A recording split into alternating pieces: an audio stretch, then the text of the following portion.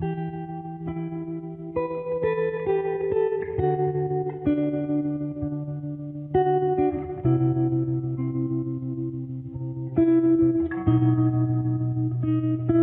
اللہ الرحمن الرحیم۔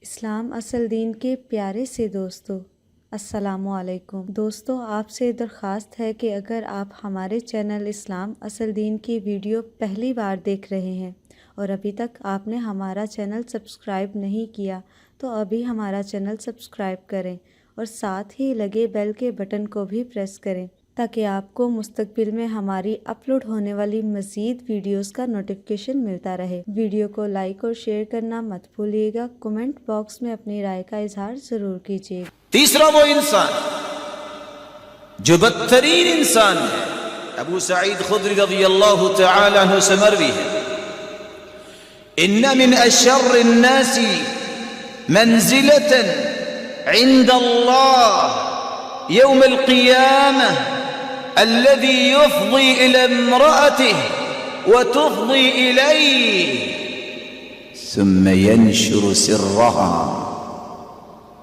بدترین انسان ہے روئے زمین پر جو اپنی بیوی کے پاس جاتا ہے اور بیوی اس کے پاس آتی ہے۔ زوجین شریعت کی روشنی میں حقوق کی ادائیگی کرتے ہیں، پھر باہر نکل کے زوجین اپنے راز لوگوں تک پہنچاتے ہیں۔ کائنات کا یہ بدترین انسان ہے۔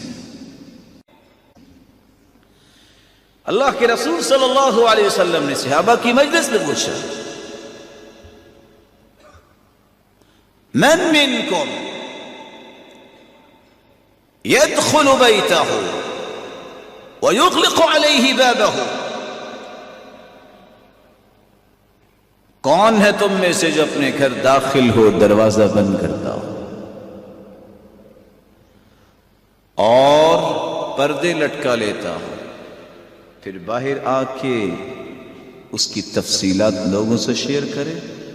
فسکتوا، لوگ خاموش ہیں، عورتیں بھی بیٹھی ہیں خاموش ہیں۔